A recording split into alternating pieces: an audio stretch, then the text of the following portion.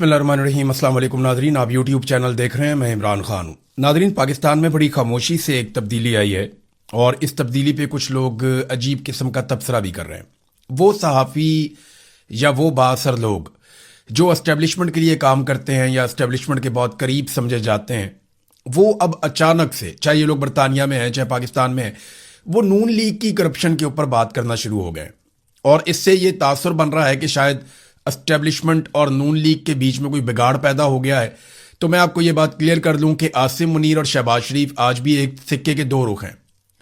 आसिम मुनीर को एक्सटेंशन और इस्तिस्ना शहबाज शरीफ ने लेकर दिया आसिफ अली जरदारी के साथ मिलकर, जबकि शहबाज शरीफ और आसिफ अली जरदारी को इनके खानदानों समेत करप्शन के जो केसेस हैं उनसे निजात दिलाई आसिम मुनीर साहब के रजीम ने। तो ये एक दूसरे के लिए लाज़िम व मलज़ूम बन गए। ये एक दूसरे को बचाते हैं, एक दूसरे की हिफाजत करते हैं, एक दूसरे के लिए गारंटी है। तो मुझे नहीं लगता कि ये दोनों एक दूसरे को छोड़ सकते हैं। हाँ, दो वजूहात हो सकती हैं ये जो कुछ भी हो रहा है। यानी नून लीग ने इस हद तक तबाही फेर दी है पाकिस्तान की कि अब ये बेचारे लोग बोलने पर मजबूर हो गए और इनके ऊपर जो सख्ती थी इन लोगों के ऊपर कि आपने नून लीग के खिलाफ बात नहीं करनी, इसके खिलाफ बात नहीं करनी, उसके खिलाफ बात नहीं करनी, वो सख्ती शायद कम हो गई है।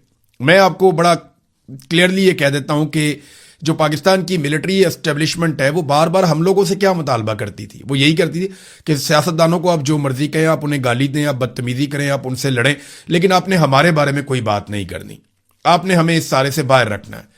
तो मेरा तो एक ही जवाब होता था हमेशा, आप इससे बाहर निकल जाएं, आप छोड़ दें सियासत करना, आप छोड़ दें चीज़ों के अंदर असरअंदाज होना, आप बाहर निकल जाएं। जब आप इर्रेलीवेंट हो जाएंगे तो आपका जिक्र ही कोई नहीं करेगा। लेकिन वो ये चाहते हैं कि वो हर चीज़ में रेलिवेंट रहें, वो चीज़ों को कंट्रोल करें, वो इक़्तिदार अपने हाथ में रखें और जितनी बुराई है वो सियासतदानों की हो, इसमें वो हिस्सा भी डालते रहते हैं। तो नंबर एक तो नून लीग ने तबाही इतनी फेर दी है कि अब बेचारे लोग बोलना शुरू हो गए हैं और एस्टेब्लिशमेंट ने उन्हें इजाज़त भी दे दी है कि थोड़ा बहुत सच आप लोग बोल दें, कोई फ़र्क नहीं पड़ता। इससे ज़रा एस्टेब्लिशमेंट की गुड्डी चढ़ जाती है और इससे सियासतदान जो हैं वो बदनाम और कमज़ोर रहते हैं, उन्हें कंट्रोल करना आसान रहता है। बहरहाल शहबाज शरीफ और आसिम मुनीर एक दूसरे को छोड़ने वाले नहीं हैं। जिसको ये लगता है वो अपने दिमाग का फिलहाल इलाज करवा ले, क्योंकि ये एक दूसरे के लिए लाज़िम मलज़ूम है। ये एक साथ ही जाएंगे जब भी जाएंगे। आसिम मुनीर साहब के ऊपर या तो बहुत बड़ा दबाव आएगा तो वो इमरान खान साहब को छोड़ेंगे, अदरवाइज वो नहीं छोड़ेंगे। और जिस दिन वो इमरान खान साहब को छोड़ेंगे फिर मुस्तकबिल का फैसला आसिम मुनीर के हाथ से निकल जाएगा। फिर फैसला इमरान खान साहब करेंगे और पाकिस्तान के लोग करेंगे। लोग जितने भी मायूस हों, जिस दिन इमरान खान बाहर आएगा लोग उसके साथ खड़े हो जाएंगे। ये हकीकत है और इस हकीकत को जानते हुए अभी तक आसिम मुनीर साहब ने ऐसा बंदोबस्त किया कि ना तो इमरान खान साहब दिखाई देते हैं ना सुनाई देते हैं। 3 साल हो गए इमरान खान को किसी ने देखा नहीं, ना किसी ने इमरान खान साहब को सुना है। तो उन्हें पूरे सिस्टम से आउट करके रखा हुआ है और वो ये जानते हैं कि जिस दिन ये आदमी बाहर आया ये मुल्क का मालिक बन जाएगा और हम लोगों की कोई हैसियत या औकात इसके सामने नहीं रहेगी। फिर आलमी सतह पे जो खबरें छपेगी वो सारी दुनिया जानती है। अब ये पहुंचे हैं जनाब फील्ड मार्शल आसिम मुनीर और शहबाज शरीफ साहब दीगर कुछ लोगों को लेकर ये स्विट्जरलैंड के दौरे पर चले गए। वहां पे इससे पहले जो तकरीब होनी थी जिसकी मेजबानी पाकिस्तान ने करनी थी वो तो पाकिस्तान कर नहीं पाया, लेकिन फिर उसके बाद जो है मुज़ाकरात तो आगे बढ़ने हैं, बातचीत तो होनी है ईरान की और अमेरिका की। तो उसके लिए पाकिस्तानी वफद भी गया। पाकिस्तान के अंदर कुछ भी होता रहे इन्हें कोई परवाह नहीं है। ये अमेरिका को खुश रखेंगे और ईरान के साथ जैसे अमेरिका चाहता है वैसे उसके मुज़ाकरात करवाएंगे। और ये जो मुज़ाकरात हुए हैं इसमें अब ईरान के अंदर से खबरें आ रही हैं कि मुश्तबा खामनाई जो सुप्रीम लीडर हैं ईरान के, वो इस पर राजी नहीं थे। बड़ी डिटेल एक स्टोरी इसके ऊपर अब छपी है ईरानी मीडिया में कि वो इस पर राजी नहीं थे और उन्होंने कई मरतबा कैटेगोरिकली इस पर इनकार किया था और उन्होंने जो शराइत रखी थी जिनमें 8 शराइत उनकी जानिब से शामिल थी वो बाद में रद्द कर दी गई, उन्हें साइड पे कर दिया गया। फिर उनकी एक बुनियादी शर्त थी कि हम एटमी मामलात पे अमेरिका के साथ बिल्कुल बात नहीं करेंगे, लेकिन इसको भी शामिल किया गया। तो बिलाखिर जो है वो सारी की सारी ईरानी हुकूमत ने या जो लोग अभी मुज़ाकरात कर रहे हैं इन्होंने मिलकर मुश्तबा खामनाई को मजबूर किया कि वो इसके ऊपर कॉन्सेंट दें। लेकिन उन्होंने फिर भी एक स्टेटमेंट जारी किया, ये जो कुछ हुआ इस पर मैं राजी नहीं था, तो मैं इन पर भरोसा कर रहा हूं फिलहाल कि ये कंप्रोमाइज नहीं करेंगे उन चीज़ों पर जो ईरान के बुनियादी नुकात हैं। तो बहरहाल अब जेडी वेंस आ रहे हैं वहां से, जेरेड कुशनर आ रहे हैं वहां से और साथ में स्टीव विटकॉफ। जेरेड कुशनर और स्टीव विटकॉफ हों तो इसका मतलब यह है कि इसराइली नुमाइंदगान है, वो अमेरिका से ज्यादा इसराइल की सपोर्ट करते हैं। ये कोई ढकी छुपी बात नहीं है। डोनाल्ड ट्रंप की सिचुएशन जरा थोड़ी सी बदल गई है। जेडी वेंस اسرائیل پہ تنقید بھی کرتے ہیں لیکن ماضی میں بھی مذاکرات کر چکے ہیں تو اس لیے وہ بھی آ رہے ہیں. لیکن جے ڈی وینس نے آنے سے پہلے پاکستان کی اسٹیبلشمنٹ اور حکومت کے سر پہ ایک ہتھوڑا مارا. انہوں نے کیا کہا ذرا یہ دیکھیں آپ. جے ڈی وینس نے کہا in the Pakistan and Qatari systems they don't quite have the first amendment and freedom of press. یہ فرسٹ امینڈمنٹ کیا ہے ذرا آپ یہ دیکھ لیں. امریکہ کے اندر نا ایک فرسٹ امینڈمنٹ ہے ان کے آئین میں. دا first amendment protects freedom of religion, speech, press, assembly and petition, forming a cornerstone of American democracy. یہ کہتے ہیں جی کہ جو پہلی ترمیم ہے امریکہ کے آئین میں وہ مذہبی آزادی اور بولنے کی آزادی، میڈیا کی آزادی اور لوگوں کے احتجاج کرنے کی آزادی اور ساتھ میں لوگ پٹیشن کر سکتے ہیں، عدالتوں میں جا سکتے ہیں، تو یہ سارا کچھ وہ ان کو فراہم کرتی ہے اور پاکستان میں یہ نہیں ہے. یعنی ایک جملے میں کہ وہاں پہ نہ تو میڈیا آزاد ہے پاکستان میں اور نہ ہی پاکستان کے اندر کوئی فرسٹ امینڈمنٹ ہے امریکہ کی طرح. تو امریکہ کے لوگ بہت آزاد ہیں، پاکستان اور قطر کے لوگ آزاد نہیں ہیں. قطر کو تو اس سے فرق نہیں پڑتا، وہاں پہ تو بادشاہت ہے، لیکن پاکستان کو اس سے فرق پڑتا ہے کہ امریکہ کا نائب صدر پاکستان کے بارے میں کیا سوچتا ہے. یہ بات ڈونلڈ ٹرمپ کو بھی پتا ہے، فی الحال وہ بولتا نہیں ہے. سبھی جانتے ہیں پاکستان میں ڈیموکریسی نہیں ہے، پاکستان میں اس وقت مارشل لا ہے اور پاکستان کے پورے سسٹم کو آصف منیر کنٹرول کر رہے ہیں. اور یہ بات خواجہ آصف بڑے فخر کے ساتھ کہتے بھی ہیں.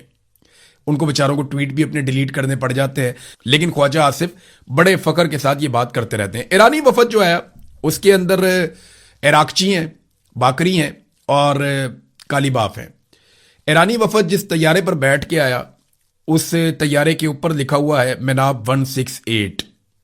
یہ اس طیارے کے اوپر واضح طور پہ لکھا ہوا ہے. مناب میں 168 چھوٹی بچیاں شہید ہو گئی تھیں. 60 سال تک چھوٹی بچیاں تھیں اور کچھ تھوڑی بڑی عمر کی بچیاں تھیں. تو یہ 168 بچیاں شہید ہو گئی تھیں پہلے دن کے اٹیک میں. تو مناب 168 طیارے کے اوپر لکھ کر وہ آئے. وہ پھر ایک دفعہ اپنی جذباتی وابستگی کے ساتھ آئے. اب دیکھتے ہیں مذاکرات آگے کیسے بڑھتے ہیں، کیونکہ اس موقع پہ اسرائیل نے خلاف ورزیاں شروع کر دی ہیں اس ایم او یو کی جو امریکہ اور ایران کے بیچ میں دستخط ہوا، جس پہ بعد میں شہباز شریف صاحب نے بھی دستخط کر کے وہ اٹھا کے دکھایا تھا. تو اب اس کی خلاف ورزیاں اسرائیل کر رہا ہے. اسرائیل نے کیا یہ ہے کہ گزشتہ چند دنوں میں بہت سارے لبنانی شہید کر دیے اور جنگ بندی سے تقریباً وہ مکر گیا ہے. لبنان کے اوپر جو حملے کیے ہیں ان میں 50 سے زائد افراد اس وقت تک جاں بحق ہو گئے ہیں. وہ کہتے ہیں جی ہم حزب اللہ کے ٹھکانوں پہ حملے کر رہے ہیں، جبکہ سویلین بھی اس کے اندر شہید ہو رہے ہیں، بچے اور خواتین بھی ہیں. دوسری طرف حزب اللہ جوابی کارروائی کرتی ہے، اس میں اسرائیلی فوجی بھی مارے گئے ہیں، زخمی بھی ہوئے ہیں. تو اب یہ وہاں پہ ایک جنگ جیسی کیفیت، اور اس پہ ایران نے بڑا سخت رد عمل دیا. پہلے آپ ایران کا رد عمل سنیں، پھر میں آپ کو ایک اور چیز سناتا ہوں کہ کیوں یہ مذاکرات اس وقت خطرے میں. ایرانی وزارت خارجہ کے ترجمان اسماعیل بقائی نے یہ سٹیٹمنٹ جاری کیا کہ جو معاہدہ تھا ایم او یو، اس کی جو پہلی شق ہے کہ لبنان سمیت تمام محاذوں پر جنگ کا خاتمہ، تو یہ جو باہمی ہمارا ایم او یو ہے اس کا سب سے اہم ستون یہ شق ہے. جہاں ایران اپنے وعدوں پر قائم ہے، وہیں دوسرے فریق کے لیے لازم تھا کہ وہ صہیونی حکومت کو لبنان میں جنگ بندی پر مجبور کرے. ایسا کرنے میں ناکامی کی صورت میں اس نے معاہدے کی واضح خلاف ورزی کی ہے. اگرچہ بحری ناکہ بندی ختم کرنے اور آبنائے ہرمز کو دوبارہ کھولنے کے حوالے سے اقدامات کیے گئے ہیں، لیکن یہ مفاہمت نامہ ایک سنگل پیج کی حیثیت رکھتا ہے. پہلی شق کی خلاف ورزی پورے معاہدے کو مشکوک بنا رہی ہے، یہ ان کا سٹیٹمنٹ ہے. اور جب تک دوسرا فریق فوری طور پہ ضروری اقدامات نہیں اٹھاتا، یہ مفاہمت نامہ مجموعی طور پہ شدید مشکلات کا شکار ہو جائے گا. اب یہاں ایک خبر اور آتی ہے اس کے بیچ میں کہ ایرانی جو نیوی ہے اس نے آبنائے ہرمز کو ایک مرتبہ پھر بند کر دیا ہر طرح کی ٹریفک کے لیے. وہاں سے اب ٹینکرز اور بحری جہاز نہیں گزریں گے. اب یہ خبر بھی آ رہی ہے وہاں ریجن میں، اور اس کے لیے ایک پیغام جاری کیا گیا ہے باقاعدہ. جہازوں کو جو ہے وہ یہ بھی کہہ دیا گیا ہے کہ vessels must stay clear, do not approach the strait, otherwise your security will be at risk. کہ آپ اس طرف مت آئیں ورنہ آپ کی سیکورٹی جو ہے وہ رسک کے اوپر ہوگی. اور وہ یہ بھی بتا رہے ہیں کہ ڈیو ٹو اسرائیلی کرائمز، یہ اسرائیل کے جرائم کی وجہ سے ہے ان لبنان کے اندر، and United State violation of ceasefire commitments. امریکہ نے جو ہمارے ساتھ سیز فائر کے اوپر یا جنگ بندی کے اوپر جو معاہدہ کیا تھا، یہ اس کی خلاف ورزی بھی ہو رہی ہے. تو یہ تو جناب اب ایران نے کہا. ڈونلڈ ٹرمپ نے اس کے اوپر ایک سٹیٹمنٹ اور دیا ہے، اور یہ سٹیٹمنٹ اس سے ہٹ کے ہے، لیکن کیونکہ معاہدہ خطرے میں ہے. وہ کیوں ہے میں آپ کو بتاتا ہوں. डोनाल्ड ट्रंप ने कहा कि 60 दिन की मुद्दत खत्म होने के बाद भी कोई टूल नहीं होगा, यानी किसी किस्म का महसूल वसूल नहीं किया जाएगा आबनाए हुर्मुज़ में। हालांकि वो मुआहदे के अंदर ये लिखा हुआ है कि ये इंतजाम जो है वो ईरान और जो ओमान है ये मिलकर करेंगे। लेकिन डोनाल्ड ट्रंप ने अब एक नया स्टेटमेंट दे दिया। उन्होंने कहा कि तो अगर ये टूल हुआ तो ये टूल अमेरिका की तरफ से और इसी के लिए आयद किए जाए, यानी अगर ये हमने यहां पे टैक्स इकट्ठा करना है किसी ने तो वो अमेरिका इकट्ठा करेगा और अमेरिका ही लेकर जाएगा यहां से, और कोई नहीं लेगा।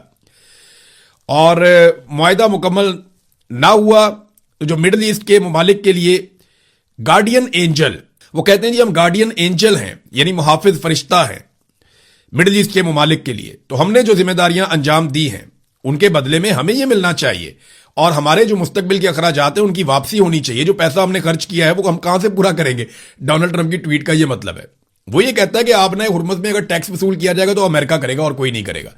हाँ, तो ये मुमकिन है ना। मैंने बहुत पहले आपको कहा था कि ये ऐन मुमकिन है कि मुस्तकबिल में अमेरिका और ईरान मिलकर आपने हुर्मुज़ से टैक्स इकट्ठा करें और अरब बेचारे पैसा देने पर मजबूर हो और ईरान को इससे छूट हो, क्योंकि अमेरिका को तो पैसों में दिलचस्पी होती है। अमेरिका की दिलचस्पी तो डॉलर्स कमाने में है, वो तो पैसा कमाना चाहता है। ट्रंप एक कारोबारी आदमी है, वो ये नहीं देखेगा कि अरबों के साथ, और अरबों को मना भी लेगा, अरबों के बाद दूसरा रास्ता भी कोई नहीं है। यहां इस पूरे खित्ते में उसके खिलाफ आवाज उठाने वाला भी कोई नहीं है। सिर्फ चाइना को तकलीफ होगी तो चाइना अपना कोई ना कोई रास्ता निकाल लेगा, वो अरबों से कोई रियायत ले लेगा या अपने आप को बचा लेगा, क्योंकि चाइना की तवज्जो जो है वो सिर्फ कारोबार करने की तरफ है, बाकी चीजों पर वो ज्यादा तवज्जो देते नहीं है। नाज़रीन, इसराइल के अंदर ना बहुत गुस्सा है। गुस्सा इस बात के ऊपर है कि अमेरिका ने ये जो मुआहदा किया ये क्यों किया। उन्हें लगता था कि अभी मजीद जंग होनी चाहिए और अटैक होना चाहिए बार बार ईरान के ऊपर, और ईरान में जो मकासद उन्होंने हासिल करने थे वो मकासद हासिल नहीं हुए। अब अलग अलग किस्म के बयानात इसराइल में सियासतदानों की तरफ से आते हैं, सहाफियों की तरफ से आते हैं। इसराइली मीडिया जो है वो बाज़-औक़ात आग उगल रहा होता है डोनाल्ड ट्रंप और उनकी पॉलिसियों के खिलाफ। तो इसराइली सहाफी ने कहा कि अमेरिका को एक और 9/11 की जरूरत है। ये एक इसराइली सहाफी है, ये चैनल 12 के ऊपर काम करते हैं। इनका नाम है जी बेनी सब्ती, बड़ा अजीब सा नाम है, बेनी सब्ती इनका नाम है जी। i24 के लिए भी ये काम करते हैं। वो ये कहते हैं जनाब कि इस वक्त एक 9/11 या पर्ल हार्बर की जरूरत है। इस वक्त अमेरिका में एक 9/11 जैसे वो हो गया था, एक बहुत खौफनाक इंसिडेंट हुआ था, बहुत सारे हजारों लोग अमेरिका में मारे गए थे। उसके बाद अफगानिस्तान पे अमेरिका ने पूरी एक जंग की थी, और उससे पहले एक पर्ल हार्बर हुआ था, उसके नतीजे में दुनिया में बहुत तबाही हुई थी। तो वो ये कहते हैं कि अमेरिका में ये होना चाहिए ताकि उसे एहसास हो कि इसराइल उसका सच्चा दोस्त है। उन्होंने सोचे समझे बगैर जो है, हमसे मुशावरत किए बगैर ये जो मुआहदा कर दिया, वो अब उसके ऊपर यूं बात कर रहे हैं। तो ये मुकम्मल तौर पर पागलपन और ज़हनी दिवालियापन है। खुदा अमरीकियों पर रहम करे, इस किस्म की बात की है।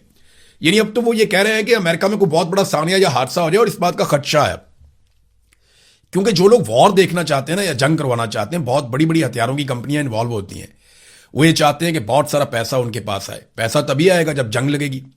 जंग लगेगी तो हथियारों की जरूरत पड़ेगी, बारूद की जरूरत पड़ेगी, बहुत सारे मिसाइल चाहिए होंगे, बहुत सारे हथियार चाहिए होंगे, तैयारे चाहिए होंगे।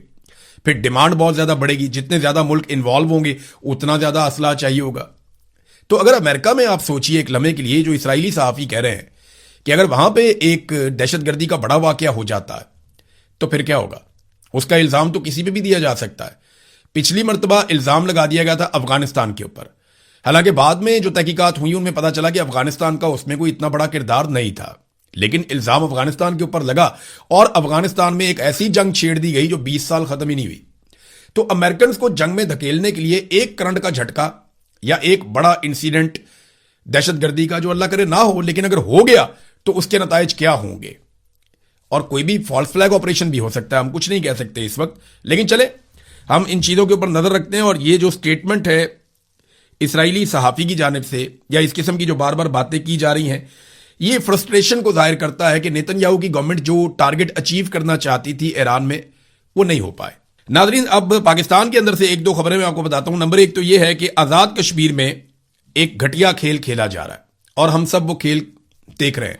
लोग बार बार यकीन दिलाते हैं, मैंने आपको लोगों की आवाज सुनवाई, उनकी बातें सुनवाई। वो कहते हैं ना हम पाकिस्तान के खिलाफ हैं, ना रियासत पाकिस्तान के खिलाफ हमारी जिद्दोजहद है, ना हम किसी इदारे से लड़ना चाहते हैं, हम पाकिस्तान से प्यार करते हैं। مسئلہ صرف یہ ہے کہ ہم اپنے بنیادی حقوق کے لیے آواز اٹھا رہے ہیں کہ ہمیں ہمارے سیاسی، آئینی، قانونی اور جو بنیادی حقوق ہیں وہ ہمیں فراہم کیے جائیں۔ اب ہم حقوق کے لیے آواز اٹھاتے ہیں، ہمیں شرپسند اور غدار کہا جاتا ہے۔ نہ ہم شرپسند ہیں، نہ ہم غدار ہیں۔ وہ بار بار یہ بات کر رہے ہیں کہ ہم پاکستان کے خلاف نہیں ہیں، ہم تو پاکستان سے پیار کرتے ہیں، پاکستان ہمارا بھائی ہے۔ کشمیری بار بار یہ کہہ رہے ہیں لیکن انہیں دیوار کے ساتھ لگایا جا رہا ہے۔ اب پولیٹیکل پارٹیز بیٹھ گئی، نون لیگ، پیپلز پارٹی اور مسلم کانفرنس۔ انہوں نے کہا جی ان کو نہ چھوڑا جائے، شرپسندوں کو یہ کر دیں، وہ کر دیں۔ ایک آدھے بندے کا جو غلط سٹیٹمنٹ ہے اس کو جواز بنا کے آپ پورے کشمیر کو غدار کیسے کہہ سکتے ہیں؟ وہاں پہ لاکھوں لوگ احتجاج کے اندر شامل ہوتے ہیں، گھر جاتے ہیں، پھر آتے ہیں، پھر بیٹھتے ہیں، پھر احتجاج کرتے ہیں۔ تو اتنی بڑی تعداد میں جو لوگ آتے ہیں، کیا یہ سارے غدار ہیں؟ کیا یہ سارے پاکستان کے دشمن ہیں؟ یہ ایسا نہیں ہو سکتا۔ اب سفید دیوار کے سامنے بٹھا کے لوگوں سے پارٹی چھڑوانے کا کام بھی شروع کر دیا گیا ہے، وہ جسے ہم اغوا برائے بیان کہتے تھے۔ ابھی ایک بندے کا بیان آیا، ہو سکتا ہے اس نے خود دیا ہو، لیکن راجہ امجد علی خان ہے، اس کے علاوہ اور بھی بندوں کے میں نے دیکھے ہیں۔ سفید دیوار ہے پیچھے، جیسے ماضی میں ہوتی تھی پی ٹی آئی کے ٹائم پہ، سفید دیوار ہے پیچھے، بندہ بیٹھا ہوا اور سٹیٹمنٹ دے رہا ہے، چہرے پہ گھبراہٹ ہے، وہ کہہ رہا ہے جی میرا اس سے کوئی تعلق نہیں ہے۔ یہی پی ٹی آئی کے ساتھ ہوا، جی میرا پی ٹی آئی سے کوئی تعلق نہیں ہے۔ بعد میں یہی جو ہے وہ تحریک لبیک کے ساتھ بھی ہوا، جی میرا تحریک لبیک سے کوئی تعلق نہیں ہے۔ اور اب یہی کام جو ہے وہ جوائنٹ عوامی ایکشن کمیٹی کے ساتھ بھی ہو رہا ہے، جی میرا اس کے ساتھ کوئی تعلق نہیں ہے۔ تو یہ اس طرح اب کب تک لوگوں سے وفاداریاں چھڑوائیں گے یا ان کے ساتھ زور زبردستی کریں گے؟ اب جس کے ساتھ بھی کریں گے اس کے دل کے اندر ایک گرہ لگ جائے گی، پھر جب اسے موقع ملے گا وہ آپ کے خلاف ہو جائے گا۔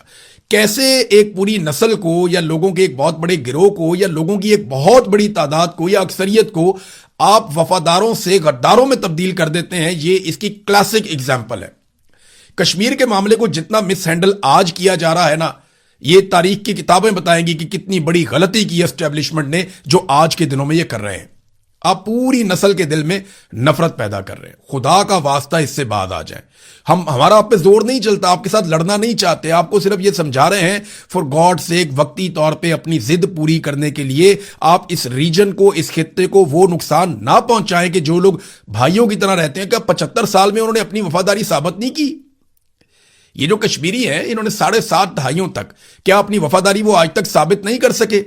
آج اگر ان کے اندر سے 1 2 4 لوگ کوئی غلط جملہ بول دیتے ہیں، یا اوورسیز پاکستانی جو پاکستان میں موجود نہیں ہے ان میں کوئی شخص اگر جذباتی بات کر دیتا ہے، تو اس بنیاد پہ آپ کہیں گے کشمیری سارے غدار ہو گئے۔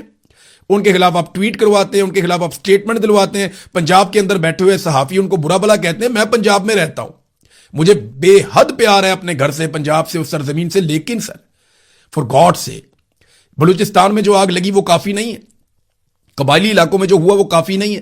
پاکستان 2 ٹکڑے ہو گیا، الگ ہو گیا، پاکستان ٹوٹ کے 2 ٹکڑے ہو گیا، وہ چلا گیا ادھر، بنگلہ دیش الگ ملک بن گیا، وہ کافی نہیں ہے۔ بس کر دیں اب۔ میں آپ کو خدا کا واسطہ دے کر یہ کہہ رہا ہوں کہ کشمیریوں کی بات سنیں، وہ غلط بات نہیں کر رہے، ان کے ساتھ بیٹھ جائیں، مسئلے کا کوئی حل نکال لیں۔ آپ تو دشمن کے ساتھ بھی بیٹھ جاتے ہیں۔ وہاں ایران نے اور امریکہ نے ایک دوسرے کے کتنے بندے مار دیے، وہ بیٹھ گئے نا سوئٹزرلینڈ میں، آپ بٹھا رہے ہیں ان کو، آپ کہہ رہے ہیں جی ہم ثالث ہیں۔ وہاں پہ انہوں نے بندے مار دیے ایک دوسرے کے، وہاں فوجیوں کی لاشیں ادھر پہنچ گئیں، ادھر ان کے سارے اڈے تباہ ہو گئے، ایران کے اندر ہزاروں لوگ شہید ہو گئے، 168 بچیاں ایک حملے میں شہید ہو گئی، ان کی پوری قیادت مار دی انہوں نے۔ اس کے باوجود وہ بیٹھ کے بات کر رہے ہیں نا، تو آپ کو کیا تکلیف ہے؟ آپ بیٹھ کے بات کیوں نہیں کرتے؟ ان لوگوں سے بات کریں، ان کی جائز مطالبات تسلیم کریں۔ یہ اچھے لوگ ہیں، برے لوگ نہیں ہیں، ان کو رستہ دیں، ان کو دیوار کے ساتھ نہ لگائیں۔ میں آپ کو یہ مشورہ دے رہا ہوں، اور صرف ایک پاکستانی ہونے کے ناطے ایک پاکستانی کو مشورہ دے رہا ہوں کہ بس کر دیں یہ ضد، بس کر دیں کنٹرول لینا، لوگوں کو کنٹرول کرنے دیں۔ لوگ بہت اچھا اس ملک کو چلائیں گے، سویلینز، آپ میری بات لکھ کر رکھ لیں۔ ناظرین، ادھر جو ہے وہ نواز شریف صاحب کے ایک ساتھی ہیں، ان کی طرف سے بڑی انٹرسٹنگ ایک خبر آئی اور میں اس کی پوری تائید کرتا ہوں۔ میاں نواز شریف کے ایک ساتھی ہیں، ایم پی اے ہیں، ارشد ملک صاحب، انہوں نے کہا جی 5000 کے نوٹ کے اوپر نواز شریف کا فوٹو ہونا چاہیے کیونکہ ان کے ملک پہ بہت احسانات ہیں۔ میرے خیال میں نواز شریف صاحب کی توہین ہے یہ۔ 5000 کے نوٹ پہ نہیں، پاکستان کی گورنمنٹ کو ایک 10,000 کا نوٹ چھاپنا چاہیے جس پہ نواز شریف صاحب کی فوٹو ہونی چاہیے، ساتھ ان کی بیٹی کی فوٹو ہونی چاہیے، ساتھ جو چھوٹے بچے نئے پیدا ہوئے ہیں ان سب کی فوٹو بھی ہونی چاہیے۔ اس خاندان کا پاکستان پہ اتنا احسان ہے کہ طارق متین صاحب نے بالکل ٹھیک بات کی ہے کہ 4 صوبے ہیں، چاروں کے نام نواز شریف، شہباز شریف، مریم نواز اور حمزہ شہباز کے نام پہ رکھ دیں آپ، اور ایک آدھا صوبہ جو ہے وہ ان کے بچوں کے ناموں کے اوپر بھی رکھ دیں آپ، اور ملک کا نام آپ رکھ دیں شریفستان۔ مسئلہ ہی حل کریں ایک ہی دفعہ، پورا ملک ہی ان کو دے دیں، لیڈر بھی اپنا، نوٹ بھی اپنے، ملک بھی اپنا، موجاں کرو جا کے۔ یار عجیب عجیب باتیں کرتے ہیں, عجیب نرگسیت کا شکار ہیں, اور اس پاگل پن کو روکنے والا بھی کوئی نہیں ہے. کوئی ایسا نہیں ہے کہ جو اس پاگل پن کو روکے. ناظرین, آخری خبر بڑی تکلیف دہ ہے, میں آپ کو یہ خبر سنا دیتا ہوں. یہ خبر جناب یو اے ای سے آئی ہے. یو اے ای میں گورنمنٹ کی حراست کے اندر پاکستان کا ایک شہری تھا, وہاں پہ وہ ٹیکسی ڈرائیور تھا, محمد شعیب. وہ جاں بحق ہو گیا اور اس کے گھر والوں کو 1.5 ماہ کے بعد بتایا یو اے ای کی انتظامیہ نے کہ آپ کا بندہ مر گیا. اور 1.5 ماہ کے بعد وہ قید میں جاں بحق ہوا تھا. 1.5 ماہ کے بعد اس کی لاش کو پاکستان بھجوایا گیا, جس کی تدفین پشاور میں. اب اہل خانہ یہ بتاتے ہیں کہ جب کشیدگی ہو رہی تھی اور جنگ والی صورتحال تھی, محمد شعیب کو مارچ 2026 میں یو اے ای کے حکام نے گرفتار کر لیا تھا. ان کے خاندان والوں کو بتایا نہیں بہت لمبے عرصے تک. اہل خانہ کو 16 جون کو اطلاع ملی کہ محمد شعیب 29 اپریل 2026 کو جیل میں انتقال کر چکے ہیں. وفات کے تقریباً 1.5 ماہ بعد ان کو اطلاع دی گئی, یعنی 45 دن کے بعد بتایا گیا, اور پوسٹ مارٹم رپورٹ اور موت کی وجوہات کچھ نہیں بتائی گئی اس کے علاوہ. بہرحال ان کی میت آج صبح پشاور ایئرپورٹ پہنچی ہے. اب ان کی تدفین کی جائے گی. یہ بہت ہی تکلیف دہ ہے. پاکستان کے حکمرانوں کو اس پہ آواز اٹھانی چاہیے, انہیں بات کرنی چاہیے کہ یہ کیسے ہو سکتا ہے کہ 1.5 مہینے سے زیادہ گزر جائے اور ایک شہری پاکستان کا انتقال کر جائے جیل کے اندر, اور اس کے اہل خانہ کو 1.5 مہینے تک پتہ ہی نہ ہو. یہ جہاں پہ بھی سسٹم میں خرابی ہے اس کو ٹھیک کرنا چاہیے, اور ہر شہری کو عزت دینی چاہیے, اس کے بارے میں پوچھنا ضرور چاہیے. آپ پوچھیں گے اس سے کوئی فرق نہیں پڑے گا, صرف یو اے ای کو اس بات کا احساس ہوگا کہ پاکستان کی گورنمنٹ اپنے شہریوں کی فکر کرتی ہے اور کوئی بات نہیں ہے. اب تک کے لیے اتنا ہی. اپنا خیال رکھیے گا, اپنے اس چینل کا بھی. اللہ حافظ.